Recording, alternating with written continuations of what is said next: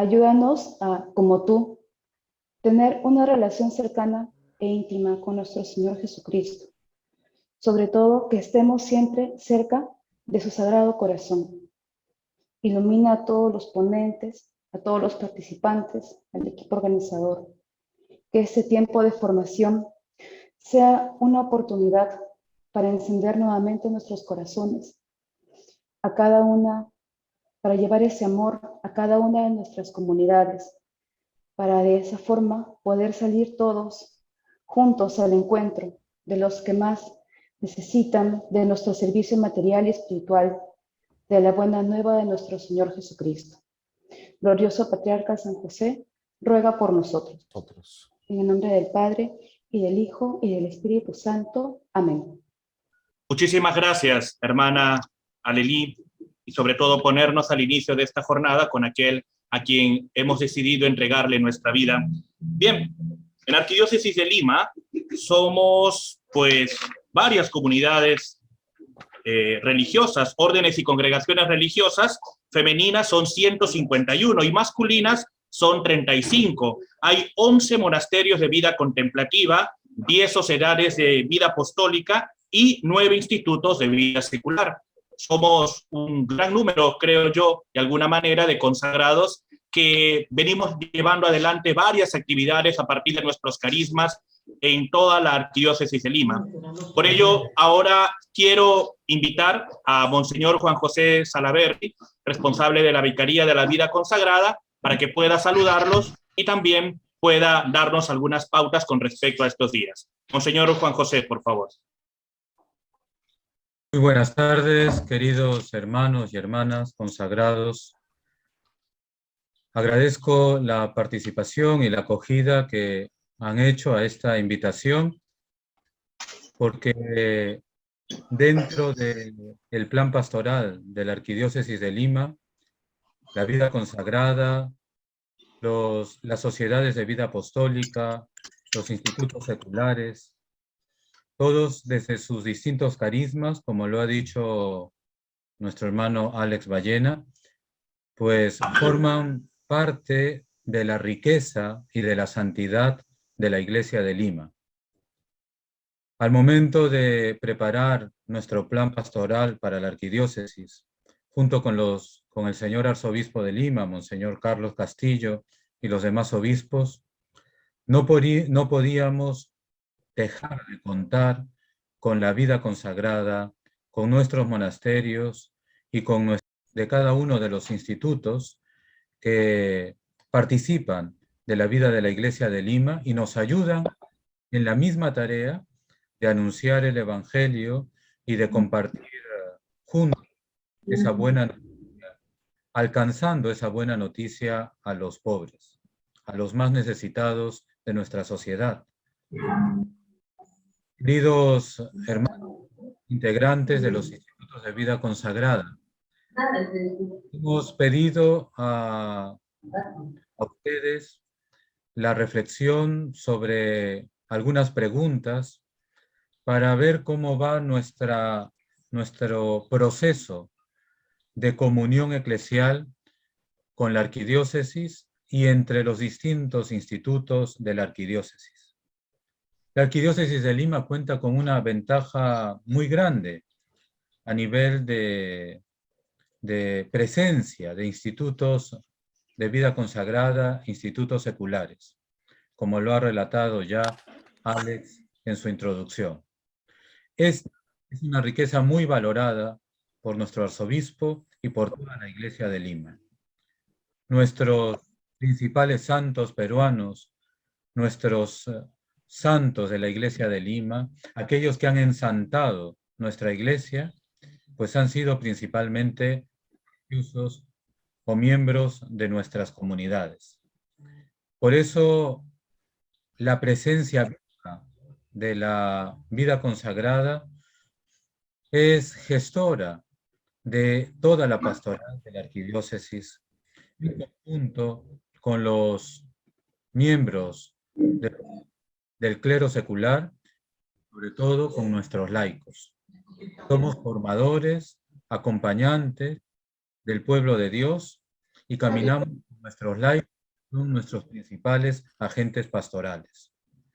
Por eso les invitamos a participar estos 3 días de reflexión sobre 3 ejes fundamentales. Primero, nuestra comunión eclesial, cómo vamos tejiendo esa comunión eclesial, caminando juntos, caminando sinodalmente.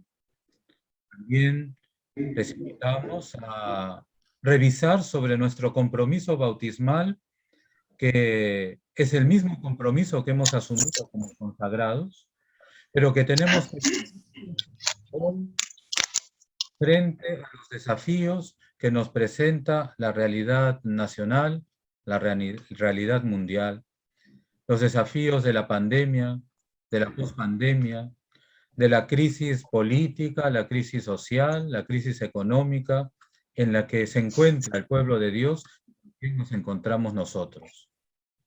Nuestro ser cristiano, nuestro ser bautizados, no lo podemos vivir como se vivió hace 50 años, como lo vivieron Rosa de Lima, Martín de Porres, Francisco Solano, Teresa, en los distintos contextos en los que ellos vivieron el bautismal.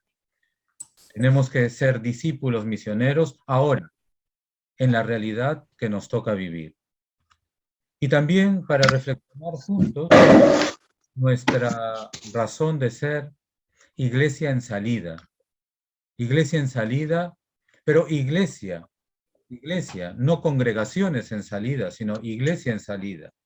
Porque nuestros fundadores se pusieron al servicio de la iglesia. Porque nuestros fundadores, los fundadores de nuestros distintos carismas, quisieron servir a la humanidad a través de la iglesia. Y todos, siguiendo el espíritu del Papa Francisco, que no refleja otra cosa, sino el mismo espíritu evangélico, nos ponemos en salida como comunidad de creyentes. El derecho canónico dice que la vida religiosa es parte de la santidad de la iglesia. La iglesia sin la vida religiosa, sin la vida consagrada, la iglesia de Lima sin la vida consagrada, sin la vida religiosa, se vería mutilada y sería muy incompleta. Necesitamos trabajar juntos, construir juntos esa comunión eclesial. Para dar testimonio de esa comunión, necesitamos revalorar nuestro ser de bautizados aquí y ahora, y necesitamos juntos salir a las periferias a las cuales nos envía Cristo y a las cuales nos recuerda el Papa Francisco. Gracias, queridos consagrados, por acompañarnos estos días.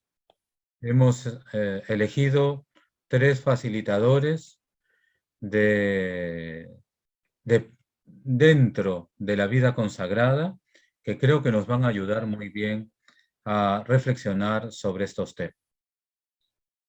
En nombre de Monseñor Carlos Castillo, pues un saludo muy cordial para todos ustedes y sobre todo el agradecimiento de nuestro arzobispo y de toda la Iglesia de Lima por el trabajo que realizan y que queremos realizar en comunión, todos juntos como discípulos misioneros en salida.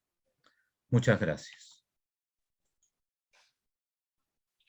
Agradecemos a Monseñor Juan José las palabras que nos ha dirigido en esta apertura de estas jornadas que en estos 3 días vamos a participar. Bien, yo les pido algunas recomendaciones, ¿sí? Que traten de mantener sus micrófonos apagados para poder escuchar, ¿no?, la exposición, que sea fluida y no podamos sentir estos ruiditos que a veces molestan un poco, ¿sí? Entonces, les pido por favor de que puedan mantener los micrófonos apagados y de alguna manera sí todos nos disponemos a escuchar bien cada una de las exposiciones. Bien, entonces hoy, como ya Monseñor Juan José ha mencionado también, tendremos el tema Comunión Eclesial y Camino Sinodal. consagrados en la vida de la arquidiócesis, que estará a cargo de nuestra hermana Carmen Toledano Sánchez, de la Orden de San Agustín. Ella es agustina contemplativa, nacida en Talavera de la Reina, Toledo, España. De 1990 a 1999 realizó las etapas de formación inicial, la primera profesión, así como la profesión solemne en el convento de las Hermanas Agustinas de Talavera de la Reina. En los años 1999 y 2015 fue parte del grupo inicial de una nueva experiencia dentro de la Orden de San Agustín, la Comunidad de la Conversión. Es una vida contemplativa abierta a una evangelización al estilo mendicante. Durante este tiempo se ha dedicado a la formación de postulantes y novicias fundamentalmente. En el 2015 llega a nuestro país, al Monasterio de la Encarnación, como responsable de la comunidad. La hermana Carmen Toledano es licenciada en Filología Hispánica con especialidad en Lengua y Literatura por la Universidad Nacional de Educación a Distancia en España, UNED Madrid. Licenciada en Ciencias Religiosas con especialidad en Vida Religiosa por la Universidad Pontificia de Comillas en España. Tiene una maestría en Acompañamiento Psicológico y Discernimiento Vocacional por la Universidad de Comillas, España. Con mucho cariño y agradecimiento ya al mismo tiempo, pues recibimos a la hermana Carmen Toledano para la exposición.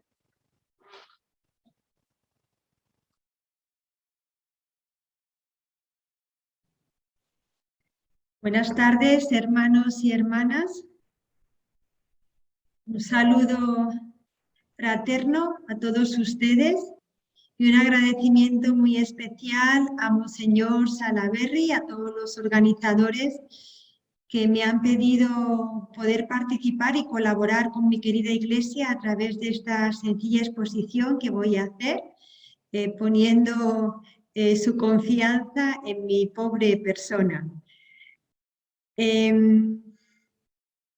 Todos somos discípulos misioneros en salida.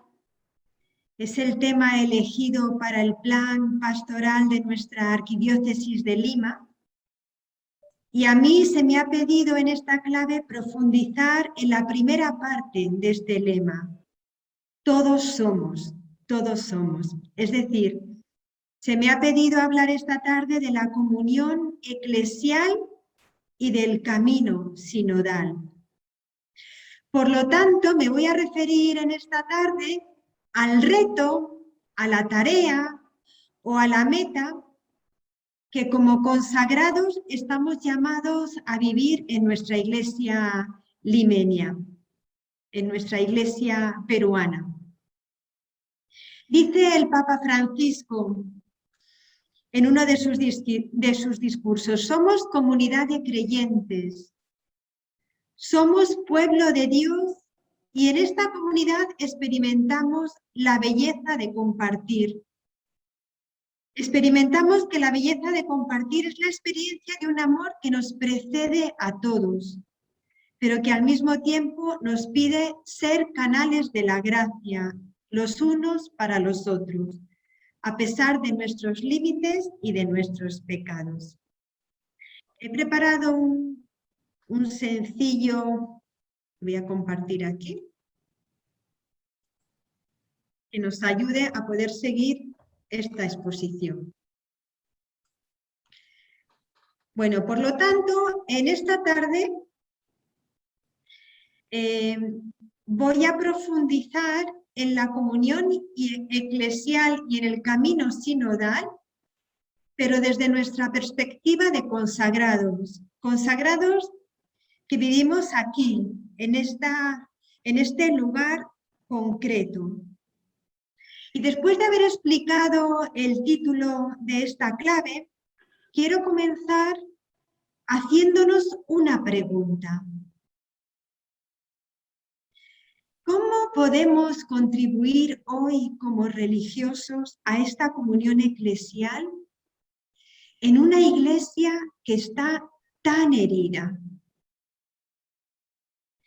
Porque nuestra iglesia hoy gime gime por el dolor de sus miembros en tiempos marcados fuertemente por una pandemia que ha traído enfermedad, miedo, hambre, muerte. Pero nuestra Iglesia también está desgarrada por una falta de comunión, por una fuerte polarización a la que la hemos llevado. ¿Verdaderamente seremos capaces de construir una Iglesia nueva? ¿Una Iglesia más fraterna? ¿Una Iglesia unida? Sí, comienzo con una pregunta que nos cuestiona y nos interpela fuertemente, que yo cada día me la pregunto. Hace tiempo escuché una frase que me cuestionó bastante. Decía así: el futuro de la vida religiosa está en la calidad de la vida fraterna. El futuro de la vida religiosa está en la calidad de la vida fraterna. ¿Es esto cierto? ¿No debería depender el futuro de nuestra vida religiosa más de Dios y no de nosotros? ¿Se puede supeditar la supervivencia de nuestra vida religiosa a nuestra pobre humanidad, a veces tan frágil? ¿Por qué se puede afirmar entonces algo así? La fuente que inspiró esta frase, que luego la encontré literalmente, dice así: toda la fecundidad de la vida religiosa depende de la calidad de la vida fraterna en común. Quizás cuando escuché por primera vez esta frase no la entendí, pero hoy desde mi propia experiencia entiendo perfectamente esta afirmación. Porque entiendo que la verdadera fraternidad es signo de comunión, que la verdadera fraternidad contribuye directamente a la evangelización, pero que la verdadera fraternidad habla del amor de Dios y su amor siempre va a ser atrayente. En esto conocerán que sois mis discípulos si os amáis los unos a los otros. Juan 13:35. Cuanto más intenso es el amor fraterno, mayor va a ser la credibilidad de nuestro mensaje. De hecho, Jesús invita a sus discípulos a vivir unidos, que todos sean uno para que el mundo crea.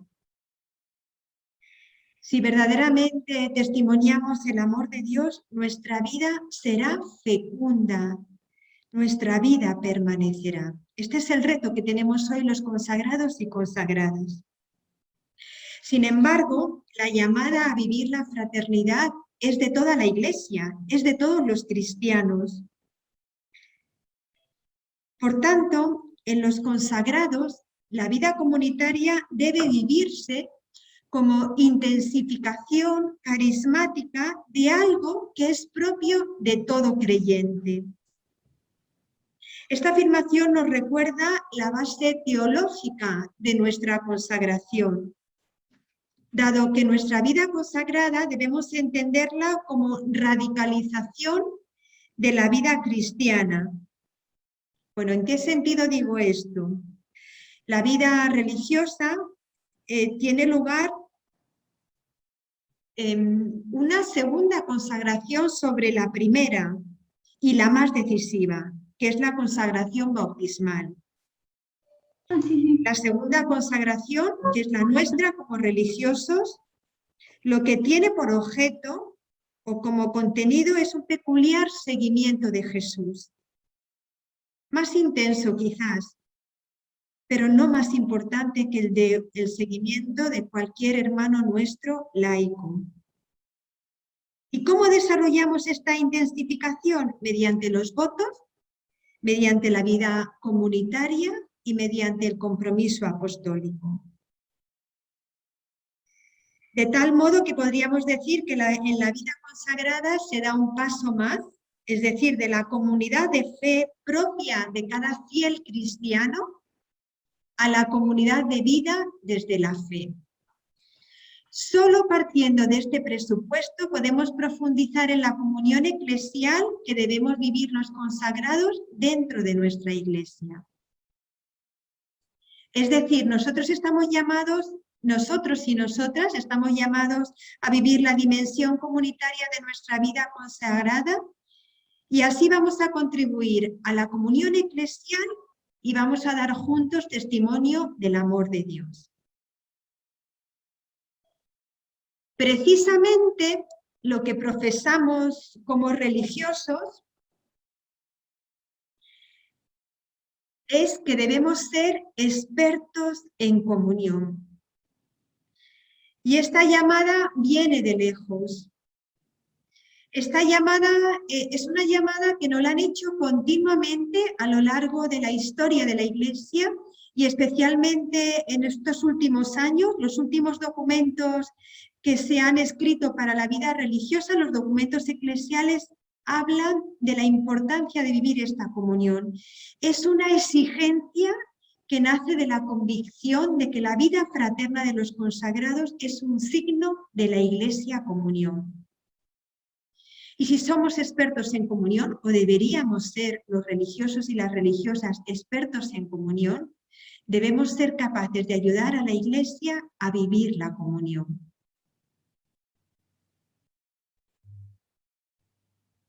Por lo tanto, hoy más que nunca la vida religiosa está llamada a ser un signo de fraternidad. A ser un signo de fraternidad. Una comunidad religiosa debe demostrar a todas las personas que se acercan a nuestra vida que es posible vivir unidos, que es posible la unidad en la diversidad, que es posible crecer y santificarnos juntos. Debe demostrar, además, que no solo es posible, sino que es bello vivir en comunidad. Qué delicia convivir los hermanos unidos, dice un salmo. Compartir la vida con los hermanos, con las hermanas, los trabajos, las preocupaciones, los gozos y el dolor, la oración y la palabra, los dones naturales y también los del Espíritu es un regalo inmenso. Es gracia de Dios.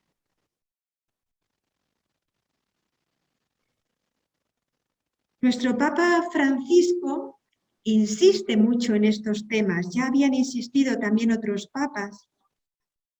Pero él tiene un discurso muy bonito que habló precisamente de esto. Voy a leer una de sus frases. Dice, la fraternidad es otro de los signos que la vida religiosa debe mostrar en una época en que la cultura dominante es individualista, centrada en los derechos subjetivos. La vida consagrada debe ayudar a toda la Iglesia y a toda la sociedad dando testimonio de su fraternidad, dando testimonio de que se puede vivir juntos como hermanos en la diversidad. Si nuestra vida se sitúa en estas coordenadas fundamentales, también seremos capaces de crear una fraternidad auténtica, fraternidad que da testimonio y fraternidad que atrae. Me estoy refiriendo a la carta apostólica que escribió el Papa Francisco a todos los consagrados en el año 2014. Parece que ya ha pasado mucho tiempo, ¿no? Bueno, pues vivir la fraternidad hoy es hablar de una nueva evangelización. Nuestro mundo necesita experiencias de comunión, un mundo que está dividido, un mundo que está roto, un mundo donde al final todos queremos tener la razón. Necesita ver en nosotros que es posible vivir la comunión, la fraternidad, la unidad, que es posible creer en un mundo nuevo donde podamos construir juntos la civilización del amor. Las personas consagradas tenemos que ser testigos, tenemos que dar testimonio de la acción del Señor que nos llama a todos a la comunión fraterna. Y la verdad que aunque se ha hablado mucho sobre este tema, muchísimo, yo podría citar ahora mismo muchos documentos que no lo voy a hacer, Sin embargo, tenemos que volver a repetirnos una y otra vez que la dimensión comunitaria, que la comunión todavía es la tarea pendiente de nuestra Iglesia hoy y también de nosotros como consagrados.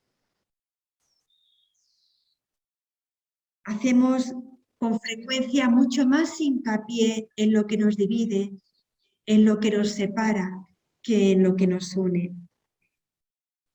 Por todo ello, la fraternidad es una asignatura pendiente hoy en nuestras comunidades, en nuestras órdenes, en nuestras congregaciones, en nuestros movimientos, en nuestra querida Iglesia. Y por eso esta sencilla reflexión lo que pretende es animarnos, animarles a renovar nuestros deseos de vivir la comunión, vivir la comunión. Para desarrollar mi reflexión voy a dividir esta clave en dos partes. Una primera parte en la que voy a hablar propiamente de la comunión eclesial y otra segunda parte de la que voy a hablar ya del camino sinodal. Paso en primer lugar a hablar de la comunión eclesial.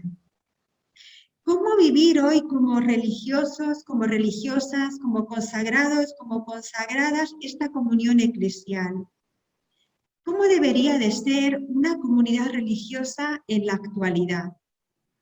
O dicho de otro modo, ¿qué significa hoy vivir en comunidad? ¿Cuáles deben ser las características de nuestras comunidades?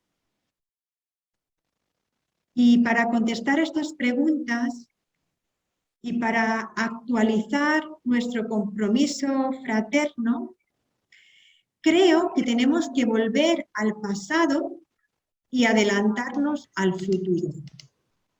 San Agustín tiene una frase preciosa que nos puede ayudar en esta tarde a iluminar lo que estoy diciendo. Belleza siempre antigua y siempre nueva. La historia la construimos en cadena solidaria. La continuidad histórica quiere decir no solamente partir del pasado, sino también ser fieles al futuro que nos espera, que nos llama, que nos urge a vivir el hoy.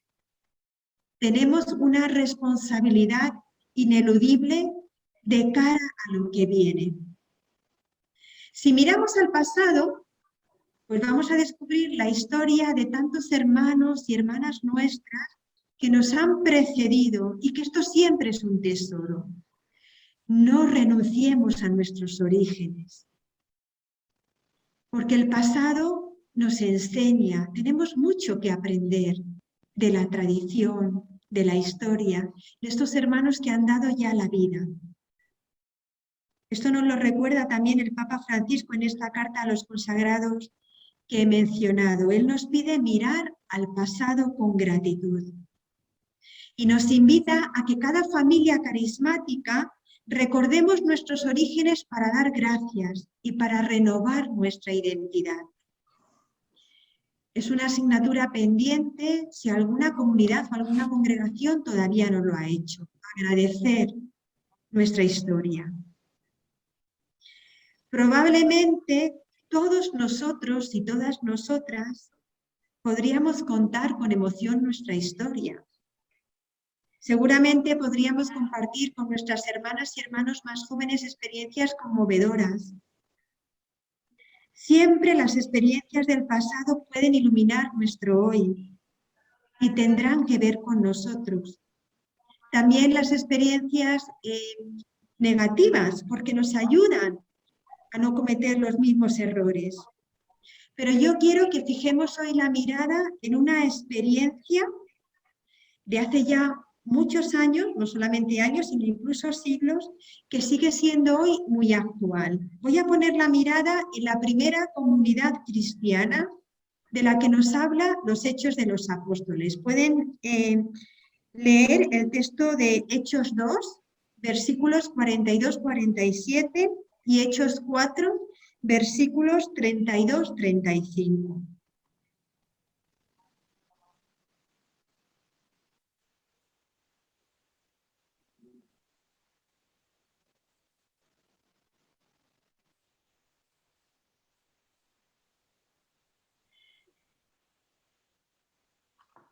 ¿Por qué quiero hablar de esta primera comunidad cristiana? Porque para hablar de la comunión en la vida consagrada hoy es fundamental la referencia a los Hechos de los Apóstoles.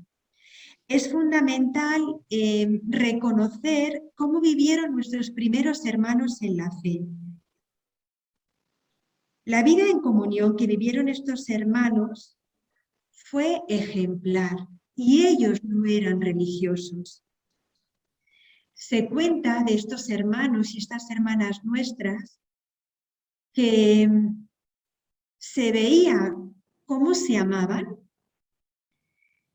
y las comunidades crecían y crecían y crecían porque daban testimonio de un amor auténtico. En los Hechos de los Apóstoles, que en las citas que acabo de mencionar, se nos describe la belleza de esta vida de las primeras comunidades cristianas. ¿Qué les ocurría a estos hermanos y hermanas nuestros que vivían movidos por la experiencia pascual de Cristo? Esta experiencia que había cambiado sus vidas. Vamos a profundizar en las características que encontramos en esta primera comunidad cristiana o en estas primeras comunidades cristianas. En primer lugar, se nos dice en este texto que acudían asiduamente a la enseñanza de los apóstoles, es decir, se instruían juntos. Se trata de las instrucciones que recibían los nuevos convertidos, en las que se les explicaba la Escritura a la luz de los hechos cristianos. No era una proclamación de la buena nueva a los que no conocían a Cristo, sino no era tampoco el anuncio del querigma, sino que se trataba de una enseñanza interna, de una profundización en las verdades que ya conocían. Y esto dice que lo hacían con asiduidad. Pues hoy también necesitamos en nuestras comunidades formarnos juntos, reflexionar en comunidad, profundizar en los mismos temas, orar con ellos, hablarlos, sacar conclusiones. Temas evangélicos, temas de la tradición eclesial, temas de nuestro carisma, temas que nos ayuden a renovar con esperanza nuestra vida, a renovar la ilusión, temas que nos ayuden a renovarnos por dentro y volver a tocar la esencia de nuestra vida.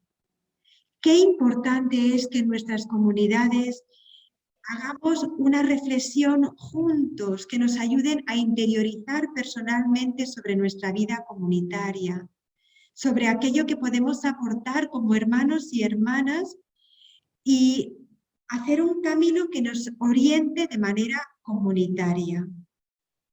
Y con esto no estoy diciendo que tenemos que pensar todos de la misma manera, ser fotocopias los unos de los otros, ¿no? Que uno de mi fundador, mi priora, nos dé un tema y todos tenemos que aprendérnoslo de memoria y repetirlo como papagayos. No, no estoy hablando de esto.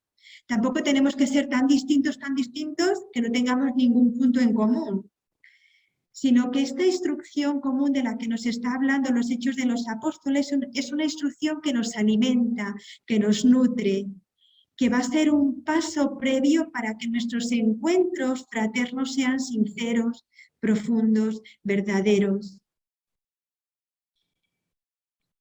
Me gustaría hacerles algunas preguntas a los que me están escuchando.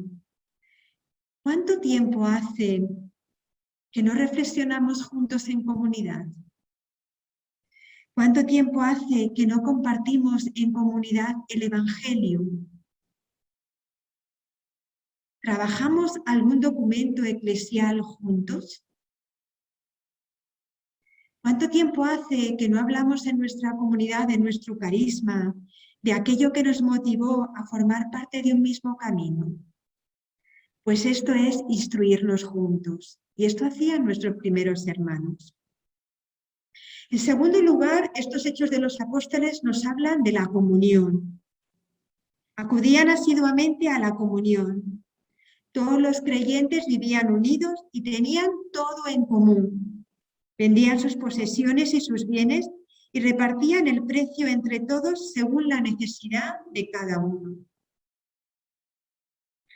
Estos textos aluden a una unidad afectiva, el corum, corunum in Deum, corunum et anima una in Deum, un solo corazón y una sola alma en Dios. Tenemos que vivir unidos en Él, pero también unidos y unidas entre nosotros. Una unidad que nos va a llevar también a la comunión de bienes. Vivir la verdadera comunión hoy es un signo testimonial que habla de una vida nueva, de una vida nueva.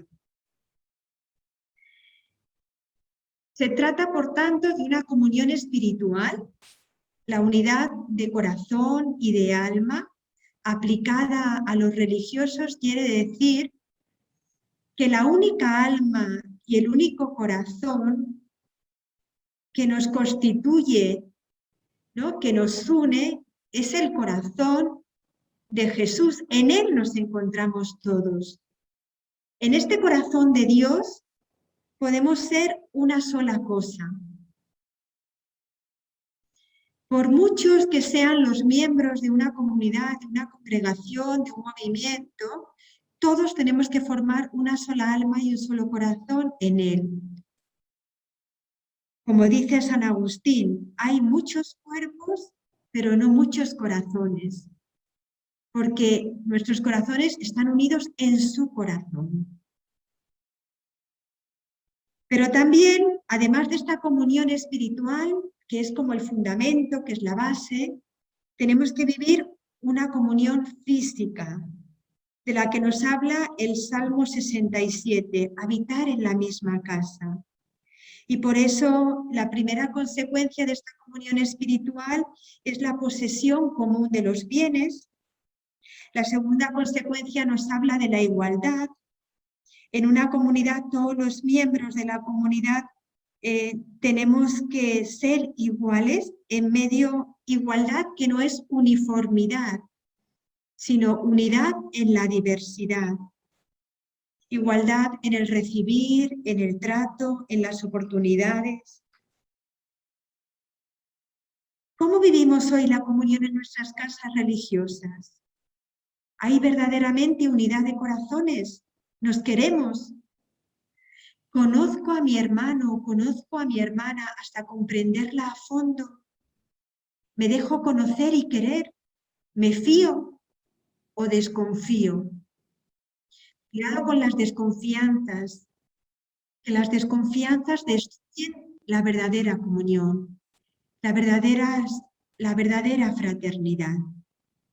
Comparto lo que soy, pongo mis dones al servicio de la comunidad con humildad, con sencillez. Acepto los dones de mis hermanos, de mis hermanas, como si fueran propios. O hay rivalidades, envidias, celos, comparaciones que hablan de poca comunión. Como verán, les estoy haciendo preguntas porque pretendo hacer una reflexión para que luego puedan hacer eco de ella y poder llevarla a sus comunidades, ¿no?, y comentarla juntos. Tercera característica de esta primera comunidad cristiana, la fracción del pan. Acudían asiduamente, nos dice Hechos de los Apóstoles, a la fracción del pan. La fracción del pan evoca la comida judía y el que preside en esta comida pronuncia una bendición antes de partir el pan. Pero en el lenguaje cristiano se refiere al rito eucarístico. Es el misterio de la Eucaristía, del pan partido. Nuestros primeros hermanos entendieron muy bien esto. El pan con mayúscula, dispuesto en la mesa, es siempre un pan que se parte y que se reparte. Es el cuerpo de Jesús el que se nos da. Jesús es el maestro que nos enseña en la última cena que Él no se reserva nada, que Él se da, se entrega hasta dejarse comer. Pues este signo eucarístico cada vez que celebramos el misterio del pan, los consagrados y las consagradas estamos diciendo que también nosotros queremos ser este pan partido. Queremos también dar nuestra vida para que otros puedan comer de ella. En la Eucaristía descubrimos el misterio del dolor que encierra todo parto. La vida que se entrega siempre se multiplica. Cuando damos la vida es fecunda, pero la oblación cuesta, aunque merezca la vida que se engendra. En cuarto lugar, los textos de los Hechos de los Apóstoles nos hablan de las oraciones en común que realizaban estas primeras comunidades cristianas. Nos dice que acudían asiduamente a las oraciones. ¿Qué nos está diciendo a los religiosos y a las religiosas hoy este detalle? Pues que tenemos que cuidar nuestros rezos en común, nuestra liturgia, y no tomarlo como una norma que tenemos que cumplir o como un deber, sino saborear el encuentro con Dios, gozar juntos de esta presencia de Dios que se nos manifiesta a través de los salmos, a través de las celebraciones vividas, ¿no? A través de esta experiencia común donde Él se hace presente.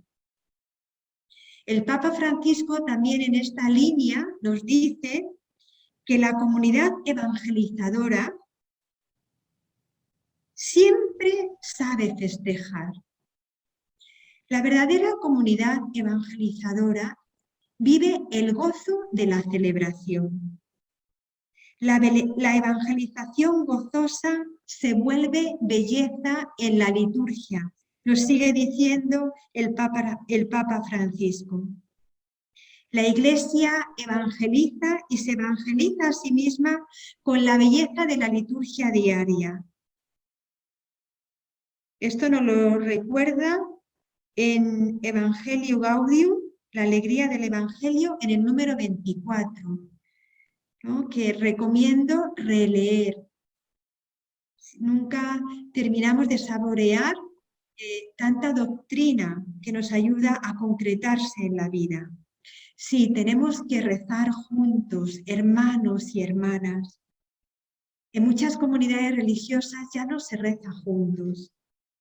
Y es una pena, porque si hay algo que nos ayuda a testimoniar la fraternidad es la oración en común.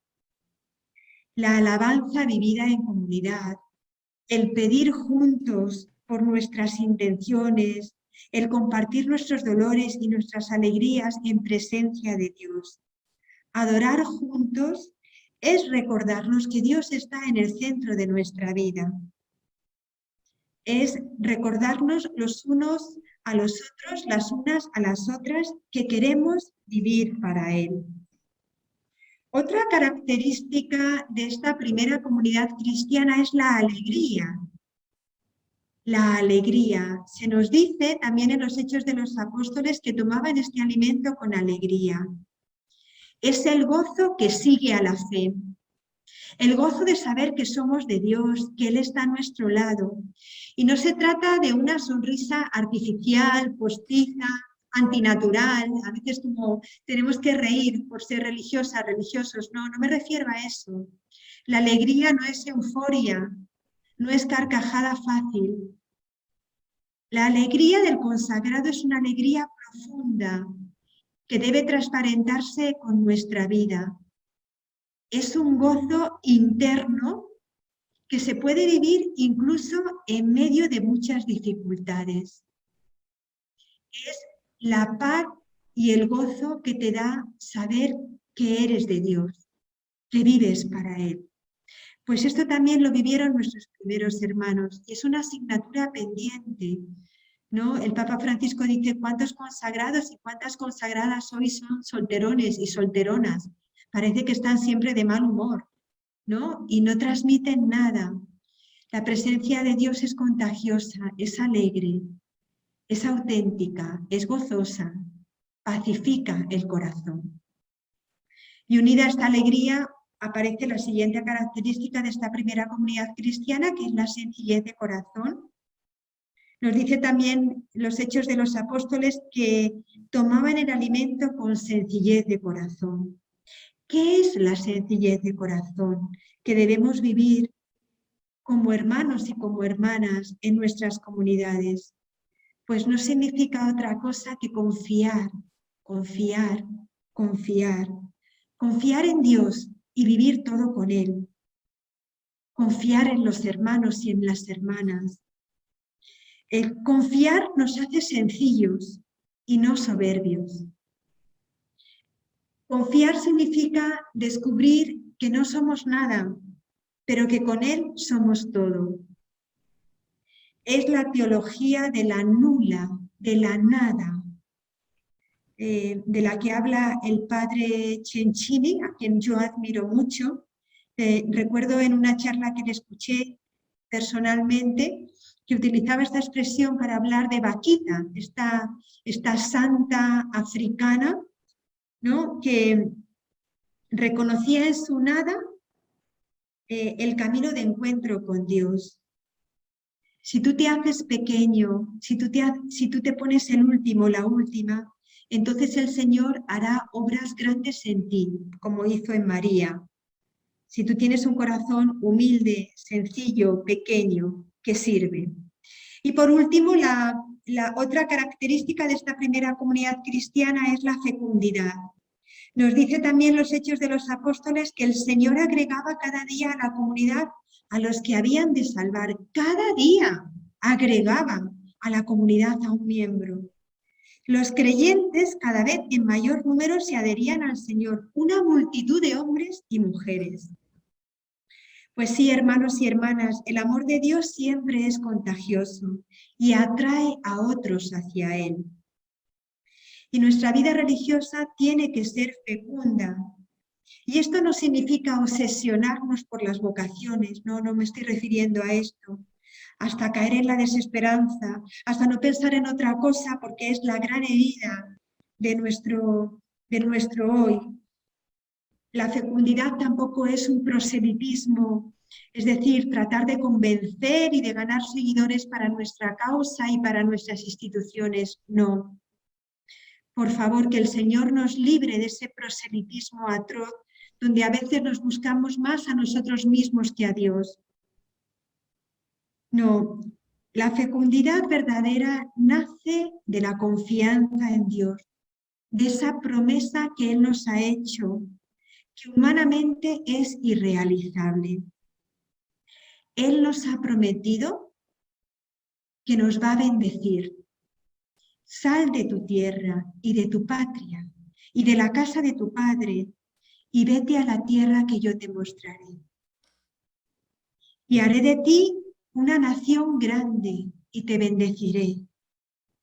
Mira el cielo y cuenta las estrellas, así será tu descendencia.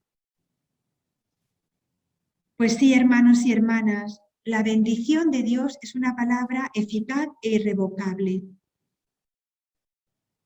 Es una expresión que se utiliza mucho aquí en Perú. Aquí es muy frecuente decir, hermana, que el Señor te bendiga.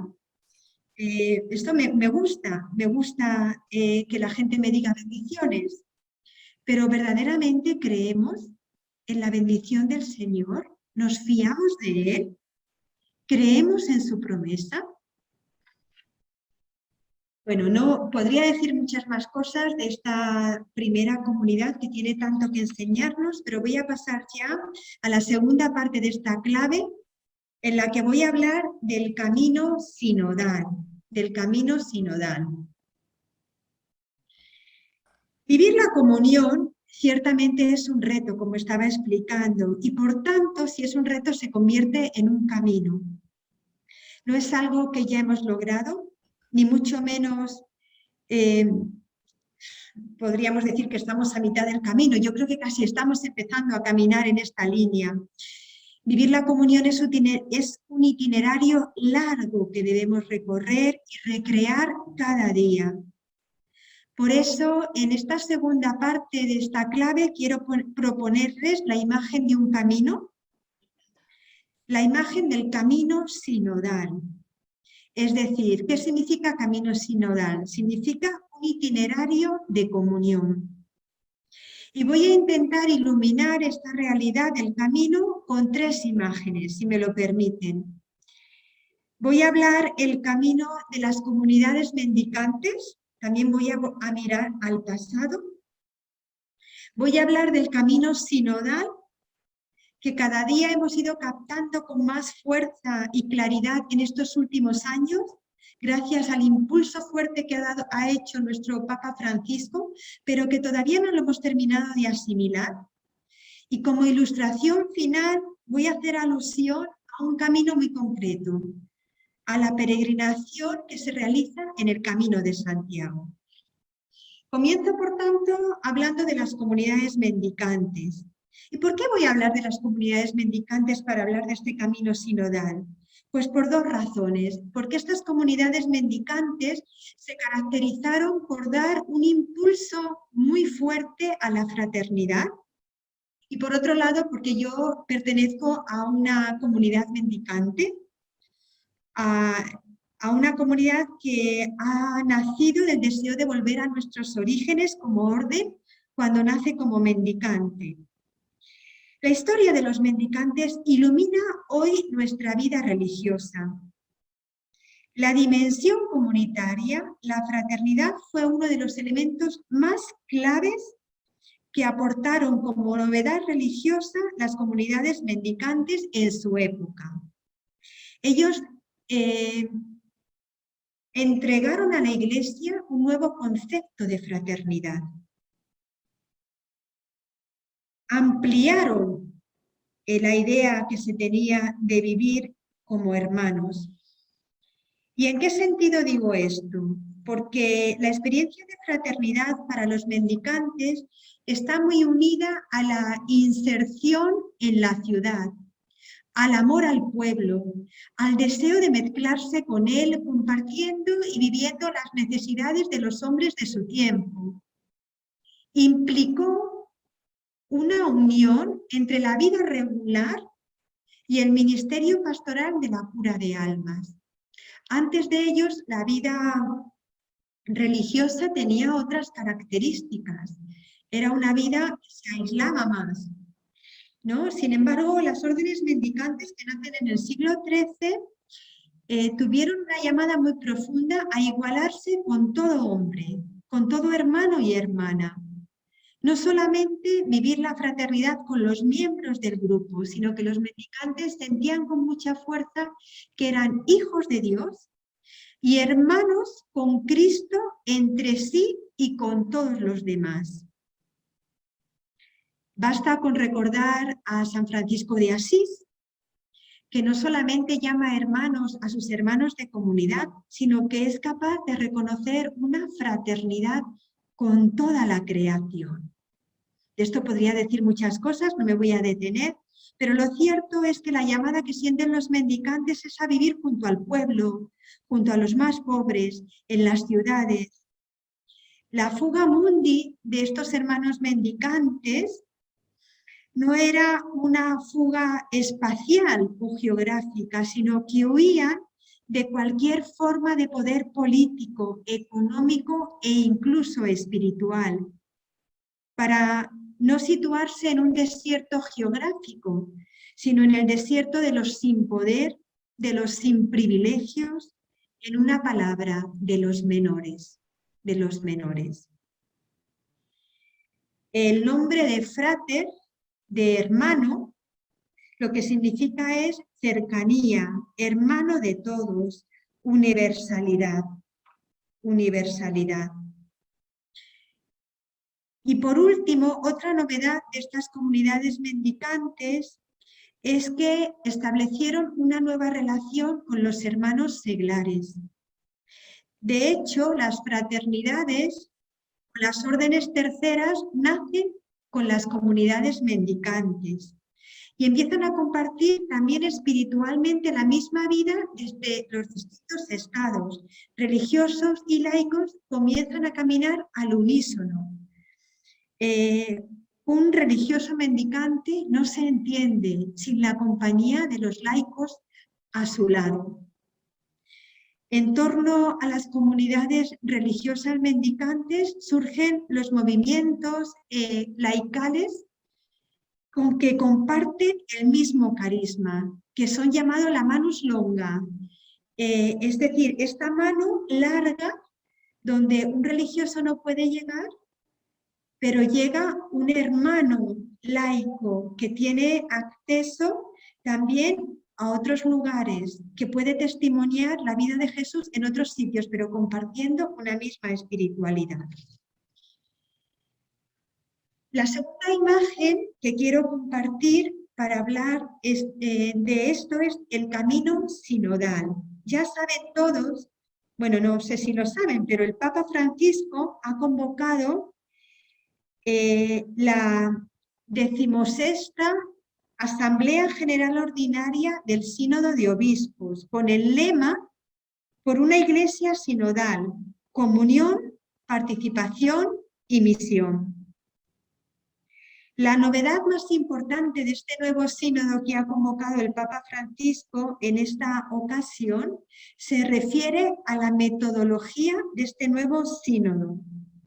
Mejor dicho, a la metodología de este trabajo sinodal, porque está articulada en 3 fases. Hay una primera fase local, donde se nos ha pedido a las iglesias particulares y a otras realidades eclesiales, como por ejemplo nosotros como religiosos, entre octubre del 2021 hasta abril del 2022, pues se nos ha pedido reflexionar sobre este tema, de tal manera que el objetivo de esta primera fase más local es consultar al pueblo de Dios, para que se sientan parte de este sínodo. Es decir, lo que se pretende es que escuchemos en su totalidad a todos los bautizados, a los representantes de los distintos estados. La segunda fase tiene un carácter más continental, ocupa el periodo desde septiembre del 2022 a marzo del 2023 y es una fase en la que se va a dialogar a nivel continental sobre el primer documento, Instrumentum Laboris, que se va a desarrollar después de este primer momento local. Y posteriormente, la tercera fase ya corresponderá a la Iglesia Universal y que se va a plasmar en la celebración de dicha Asamblea de los Obispos en Roma en octubre del 23. Pues lo que estamos haciendo ahora con estas charlas formativas precisamente es desarrollar esta primera fase como Iglesia Arquidiocesana Limeña, como pueblo peruano. Tenemos que profundizar en lo que significa la sinodalidad, ¿no? Tenemos que profundizar en lo que significa la comunión, la participación en la misión eclesial. Durante todo el pontificado del Papa Francisco, continuamente, él ha mencionado repetidamente esta palabra, la sinodalidad, como un camino principal en la vida de la Iglesia. Sínodo significa caminar juntos, laicos, pastores, religiosos, obispos. Es un concepto fácil de expresar, pero muy difícil de vivir, muy difícil de poner en práctica. En este camino, un hito fundamental que no quiero dejar de mencionar ha sido el Sínodo Amazónico, que hemos celebrado en el 2019 y que tantas resonancias ha tenido en nuestro país, en Perú. Aquí la imagen del camino ha aparecido expresada en la imagen de la navegación, ¿no? La red eclesial panamazónica, al acabar el sínodo, nos decía: la esperanza en esta navegación por las aguas del río sinodal amazónico, fuente de vida, de conversión y orientación hacia nuevos caminos para la Iglesia y ante un mundo en crisis socioambiental. Para la Amazonía, de alguna manera, este caminar supone navegar por nuestros ríos, nuestros lagos, entre nuestra gente. Porque en la Amazonía el agua es lo que nos une, no nos separa. Y por eso se nos decía en los documentos de este sínodo amazónico que nuestra conversión pastoral será samaritana, en diálogo, acompañando a las personas con rostros concretos, indígenas, campesinos, afrodescendientes, migrantes, jóvenes, habitantes de ciudades. Y todo ello supone una espiritualidad de escucha y anuncio. Se nos pide caminar y navegar para poder vivir este hito. Bueno, pues nosotros también queremos una iglesia que navegue río adentro. En la Arquidiócesis de Lima también podemos y debemos navegar por el río. Quizás nuestro río no es tan grandioso como el Amazonas, pero siempre va a ser un camino fecundo y apasionante. Aquí en Lima tenemos el río Rímac. Precisamente el río Rímac da nombre a la ciudad de Lima. Y lo que significa Rímac en quechua es el río que habla, el río hablador. Y yo me pregunto, ¿cuáles son los rumores, las palabras, los gritos y los silencios que podemos escuchar en nuestro camino sinodal? ¿Seremos capaces de escuchar ahí la voz de Dios? ¿Será para nosotros, religiosos, religiosas, hoy el Rímac, verdadera palabra de Dios?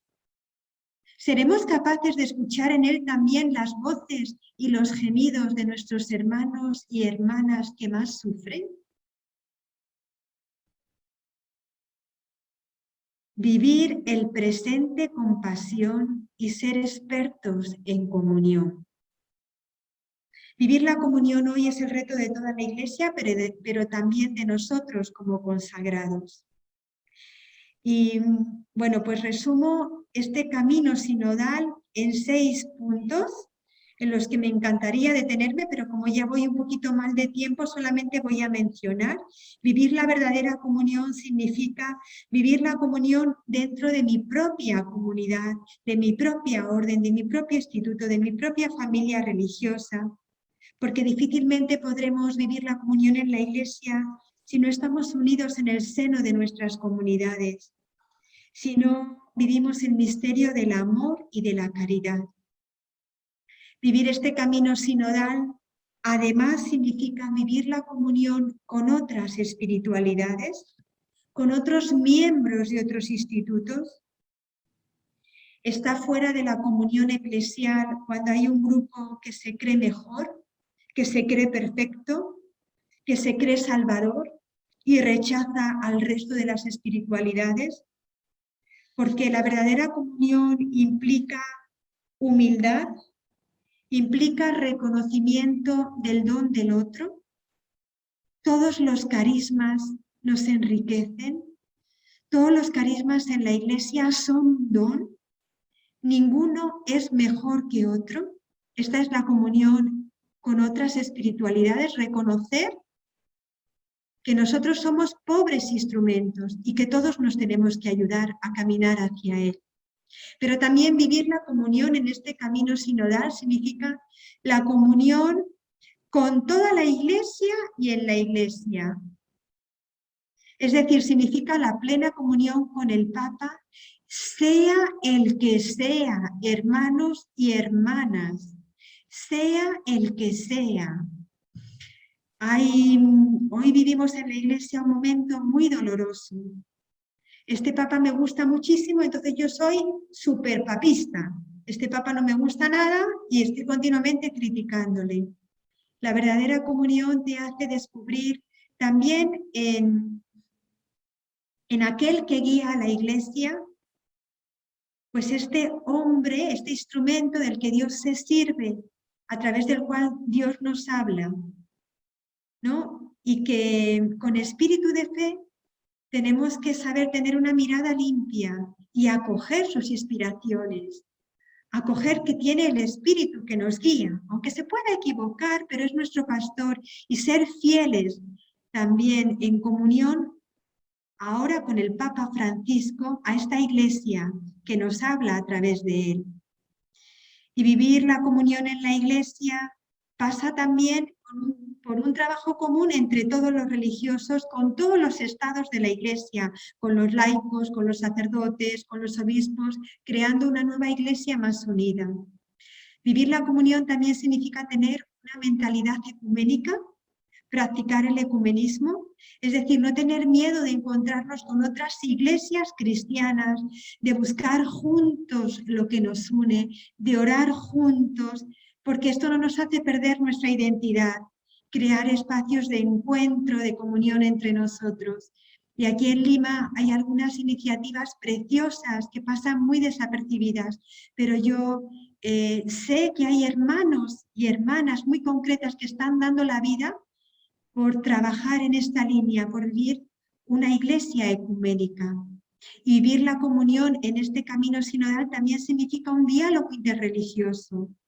En la misma línea que lo anterior, encontrarnos con otros hermanos que profesan una religión distinta. Recientemente se ha celebrado una oración interreligiosa en vísperas de nuestras fiestas patrias, ¿no? Una oración preciosa, ¿no? Donde conmovía profundamente encontrar a distintos miembros de distintas religiones, todos juntos para pedir por el Perú. Y por último, comunión con todos. Comunión con todos. Nadie podemos excluir de nuestra vida, aprender a acoger a todos, también de aquellos que no conocen a Dios, también de aquellos que no comparten nuestra fe. Todo lo que estoy diciendo tiene una resonancia en el documento de la Comisión Teológica Internacional sobre la sinodalidad, que nos habla precisamente de esta espiritualidad de comunión, de esta escucha y de este diálogo que tenemos que tener con el hombre de hoy, de este camino ecuménico y de esta diaconía social. Y termino ya esta clave hablando de la sinodalidad y de la fraternidad universal. Esta comunión con todos, esta diaconía social, es el rasgo esencial del camino sinodal que tenemos que vivir. Nos dice el Papa Francisco en su última encíclica Fratelli Tutti, que no podemos resumir la doctrina sobre el amor fraterno, sino que tenemos que detenernos en su dimensión universal, en su apertura a todos, a todos. De hecho, no es casual que el icono que nos ponga el Papa en este documento sea el del buen samaritano, el que experimenta un encuentro compasivo y servicial con el extraño del camino. Pues hoy hace falta encontrar caminos de paz que nos lleven a cicatrizar heridas. Necesitamos artesanos de paz que creen nuevos caminos de fraternidad, de comunión y de unidad. Y los religiosos y las religiosas estamos llamados a una aportación concreta y específica. Bueno, pues el reto de vivir la comunión, de vivir la fraternidad, está presente hoy en nuestras vidas. He dicho que quería terminar mencionando el Camino de Santiago, porque durante muchos años yo he podido trabajar en una misión del Camino de Santiago como religiosa junto a mis hermanas, en un camino por el que pasan personas de distinta fe, de distintas culturas, de distintas condiciones, situaciones, y el camino nos une, el camino nos une. Hay una frase que dicen los peregrinos para animarse unos a otros, que es ultrella es susella, que significa más allá, adelante, ¿no? Un peregrino se encuentra con otro y le dice ultrella, más allá. Y el peregrino le contesta diciendo, Susella, adelante. Pues con este saludo propio de los peregrinos en el camino de Santiago, les quiero animar para que no nos detengamos, para que nos pongamos en camino, para que estemos dispuestos a construir una iglesia en comunión, una iglesia en camino, caminar juntos a la búsqueda del Espíritu, dejar que el Espíritu nos ilumine hoy y haga de nuestra iglesia una verdadera iglesia de comunión. Buen camino, hermanos y hermanas, que el Señor nos conceda la gracia de caminar juntos, ahora y siempre.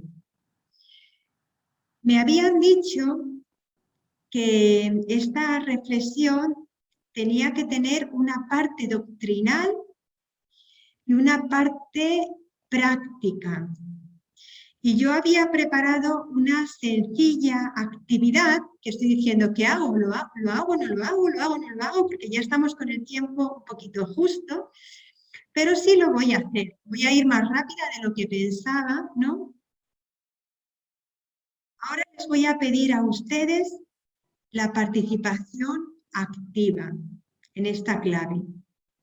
Yo he hablado, les he expuesto mi meditación sobre la comunión. A lo mejor están ya súper cansados, no lo sé, seguramente sí. Pero ahora les voy a pedir que se miren a ustedes mismos. Miren a nuestra iglesia y puedan decir cómo está. ¿En qué fase del camino sinodal estamos? ¿Vivimos la comunión o es un reto todavía muy lejano? Y para responder a esta pregunta he preparado unas imágenes que simplemente les voy a pedir contemplar. Para eso me voy a servir de un pintor que a mí me gusta mucho, un pintor español que precisamente falleció el año pasado, el año de tantas muertes por COVID, pues él falleció, pero nos ha dejado una gran herencia en sus pinturas. No es un pintor religioso, ¿no? Ya se lo anuncio, pero sus pinturas nos van a ayudar en esta meditación. Se llama Juan Genovés. Yo simplemente ahora les voy a ir pasando cuadros y ustedes pues les pido que identifiquen aquel cuadro con el cual se reconocen hoy más, ¿no? Aquel cuadro que puede hablar de la iglesia de Lima, de la iglesia del Perú hoy, o de la situación de mi comunidad, ¿no? Son cuadros muy diversos, cuadros que hablan de una falta de comunión o de una gran comunión. Pues les dejo con estas imágenes que nos ayuden a terminar y concluir esta reflexión. Vamos a contemplarlas en silencio y ustedes elijan la suya, la que más les diga. No lo escuchan. Póngase el micrófono en la No, es que yo no lo escucho. No, le estoy diciendo esperanza. Llamados a la unidad, he titulado este collage con pinturas de Juan Genovés. Vamos a contemplarlas y a dejar que nos hablen al corazón.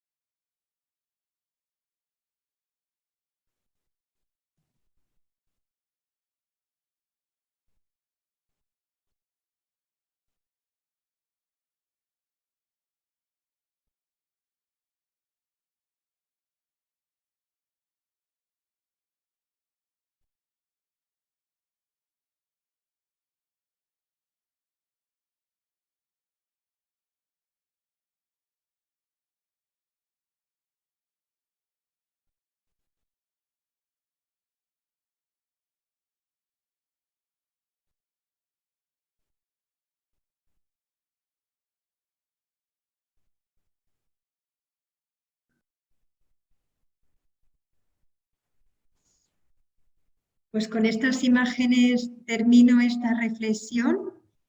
Si quedan algunos minutos para algún comentario, alguna pregunta, pues abrimos esta tercera parte para poder decir algo.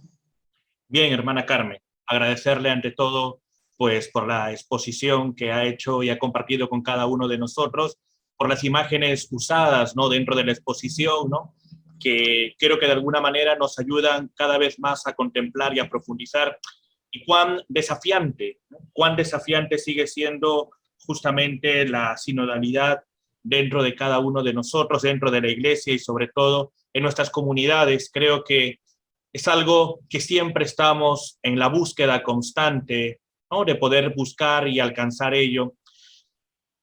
Y agradecerle también las imágenes, ¿no?, que ha compartido también, que también son bastante contemplarlas, como usted invitaba a cada uno de nosotros, ¿no? Y también creo que también profundizándonos un poco más en cada una de ellas, podemos mirar la realidad de nuestras comunidades o de la situación, como bien mencionaba, de la arquidiócesis o de la iglesia en el Perú.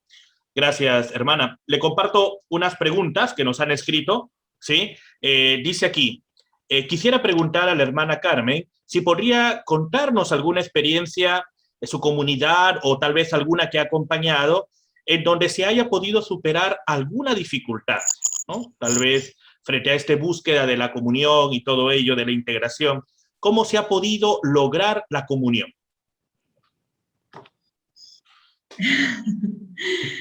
Bueno, yo no solamente podría contar una experiencia, podría contar muchas experiencias donde hemos superado dificultades, distensiones, porque en toda vida comunitaria hay roces, ¿no? No existe una vida comunitaria donde no haya dificultades. No sé cuál contar. O sea, si no hubiésemos superado dificultades en este sentido, nuestra comunidad no sería una comunidad real, ¿no? Pues recuerdo especialmente una que muchas veces la he compartido con mis hermanas en comunidad, con las que comparto ahora aquí la vida en Lima. Cuando estábamos comenzando esta nueva experiencia como vida contemplativa abierta al hombre de hoy dentro de nuestra orden, yo formé parte de ese grupo inicial, solamente éramos 4 hermanas, y recuerdo un día que, bueno, pues era un tiempo muy intenso de oración, de fraternidad, de diálogo entre nosotras, y hubo un tema que no nos hacía ponernos de acuerdo. Y si una decía A, otra decía B, y otra decía C, y otra decía Y, ¿no?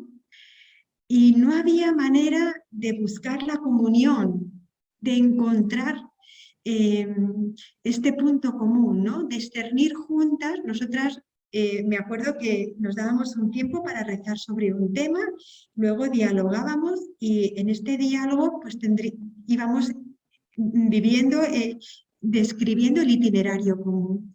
Y fue tan tensa esa reunión que la hermana responsable dijo: ¿saben lo que les digo? Que no cuenten conmigo, que cada una decida lo que quiera. Y se marchó.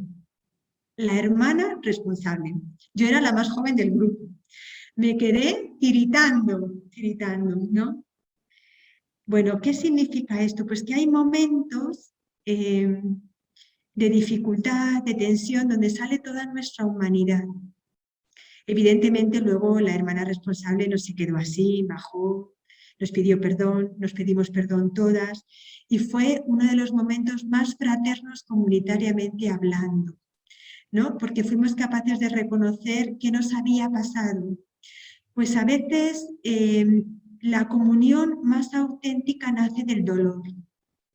No es una comunión ideal de color rosa, sino que significa ceder, perder, morir, hablar, dialogar, construir esta vida nueva desde el realismo de nuestras personas. Me imagino que habrá sido suficiente contar esta experiencia aquí expuesto. No, con mucho gusto lo hago. Muy bien, hermana, muchísimas gracias. Hay otra siguiente pregunta, dice, con los desafíos que nos menciona dentro de nuestra vida religiosa de comunión, ¿cómo la aunamos dentro de la arquidiócesis, en donde como religiosos nos aislamos de la vida diocesana? Bueno, yo creo que este es precisamente uno de los retos que tenemos hoy en nuestra Iglesia. Esta iniciativa precisamente habla de este deseo de caminar juntos. A mí se me ocurre que uno de los primeros pasos que podemos dar para caminar en este sentido como religiosos y religiosas en comunión es quitarnos prejuicios. Llevamos ya tantos años aquí que ya nos conocemos y sin embargo tenemos que aprender a construir de nuevo juntos, enriqueciéndonos desde nuestros distintos carismas, desde nuestras distintas y grandes riquezas, ¿no? Y yo creo, bueno, pues que hay mucho por hacer, construir, pues, no sé, propiciar actividades donde podamos conocernos, donde podamos compartir juntos, donde podamos pues tener estos signos de comunión para caminar más unidos. Y en ese sentido me parece que esta iniciativa pues que apunta a ello. Bien, hermana, gracias también por la respuesta. Una tercera pregunta dice, buenas tardes, el camino sinodal es un camino de conversión para lograr la unidad en la diversidad. ¿Cómo es posible seguir siendo diferentes y unidos? Bueno, no es que para unirnos tengamos que ser iguales, sino que la verdadera unidad se da siempre en la diversidad. Acoger al diferente es lo que más nos cuesta, pero este es el reto. Acoger al que piensa como yo, al que siente como yo, al que vive como yo, a mi fotocopia, en el fondo es no salir de mi yo. El reto de este camino sinodal significa acoger al que es distinto, al que me confronta, al que me interpela, al que me hace cuestionarme, porque la verdad la encontramos juntos, desde esta diversidad. Evidentemente nos tiene que unir lo esencial es que todos juntos estamos en la Iglesia de Jesús. Jesús es el fundamento, el que nos une. Pero hay tantos caminos para llegar a Él. Y claro que tenemos que ser diferentes. Claro que tenemos que mantener esta diversidad. Convertirnos no significa que tengamos que ser todos iguales y pensar lo mismo. Convertirnos significa que tenemos que aceptar que el otro es distinto a mí, que su camino puede ser muy diferente, pero que no por eso no tiene la gracia o el don o la riqueza que yo puedo tener. Me parece que este es el reto hoy. Bien, hermana, una pregunta que también está escrita aquí en el chat. Si bien usted ha utilizado, hermano, un poco algunas imágenes como la primera comunidad cristiana, con algunas indicaciones, y luego también en el itinerario de comunión desde las órdenes mendicantes, ¿no? Desde el magisterio de Papa Francisco y la imagen de la peregrinación. Nos dicen aquí, ¿qué debemos hacer para construir la comunidad? Herramientas para mantenernos en comunión, ¿no? Creo yo en lo cotidiano de nuestra vida comunitaria, creo que de alguna manera podríamos ello tal vez sugerir también. Sí, bueno, creo que un poco a esta pregunta responde un poco la clave que he desarrollado, pero más en la vida como más cotidiana, como decía, pues creo que una de las claves más importantes para mantenernos en comunión, en primer lugar, es mantenernos unidos a Dios. Es importante orar, es importante escucharle a Él. ¿Qué quieres de nosotros? ¿Qué nos pides? Es importante pedirle a Él que nos conceda una mirada limpia para reconocerle a Él también en los hermanos. Difícilmente podremos vivir la comunión con los hermanos si no reconocemos que Dios habita ahí, en nuestra Iglesia, en el hermano que es distinto, en nuestras congregaciones, en nuestras comunidades, en este hermano que es pobre, que es frágil, que es débil, pero que es el Hijo de Dios, el hermano nuestro. No sé, se me ocurre esto como un instrumento indispensable, la oración, y luego cuidar mucho por todo aquello que propicie la fraternidad, los encuentros, el diálogo, pues cosas sencillas de la vida, ser capaces de hablar entre nosotros directamente. Algo que no he dicho, que aprovecho para decir ahora. Lo contrario a la comunión, algo que tristemente hacemos mucho en nuestra iglesia, en nuestras comunidades, es la murmuración. Hablar por detrás de terceros, de lo que no nos gusta. Hablar por detrás de otras órdenes, de cómo ha actuado este sacerdote, ¿no? Seamos capaces de hablar directamente, de crear espacios de diálogo, de encuentro, de comunión, de unidad, de fraternidad. Espero que sirva mi respuesta. No sé, podríamos decir, seguir toda la noche con una nueva charla para responder a esta pregunta, pero me parece que es suficiente. Sí, hermana, indudablemente. Creo que lo que también usted ha mencionado últimamente, cuán importante es, ¿no? Ser capaces, creo que en nuestras comunidades tenemos la oportunidad de dar la cara, como se dice, ¿no? Y buscar espacios también para poder dar la cara y evitar tal vez estas comidillas, como usted ha mencionado, ¿no? Indudablemente, creo que cuánto bien nos haría como iglesia, ¿no? Para poder superar justamente a veces las dificultades, ¿no?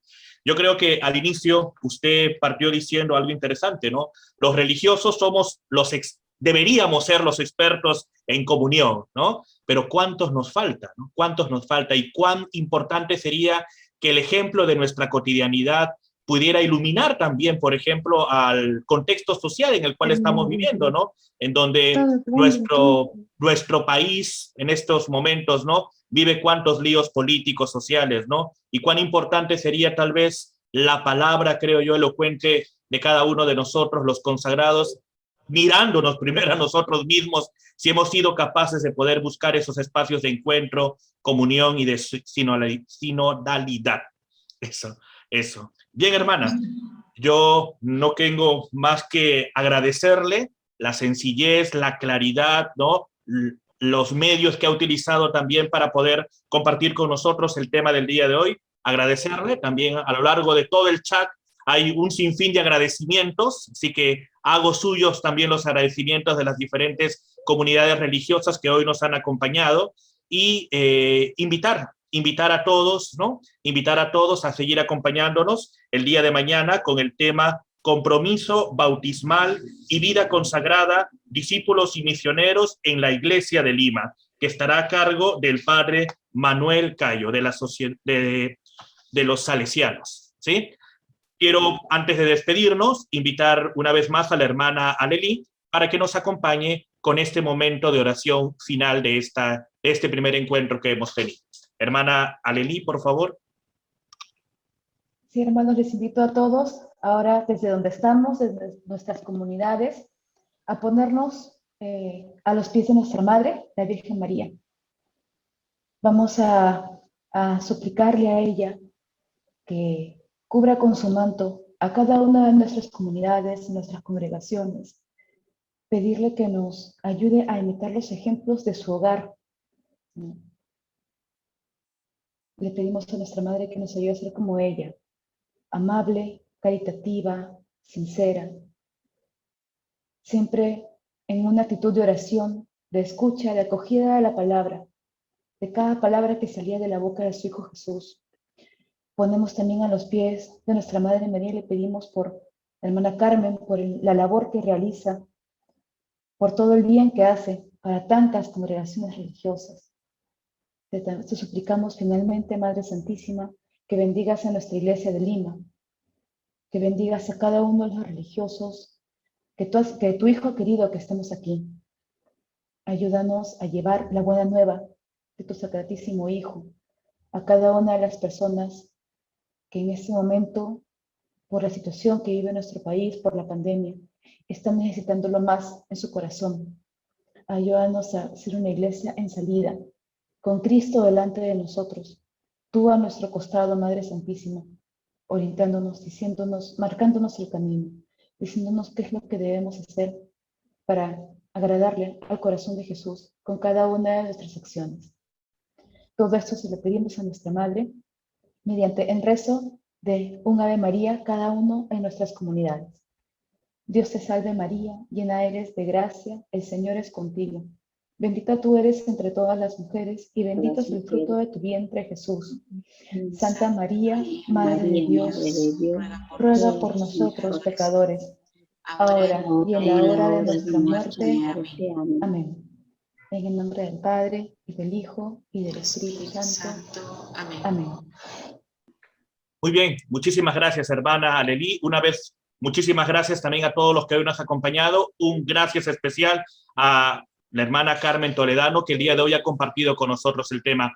Seguimos en estas jornadas de formación. Nos vemos el día de mañana a las 5 de la tarde a través del Zoom, ¿sí? Y todos tienen ya la referencia para poder encontrarnos el día de mañana.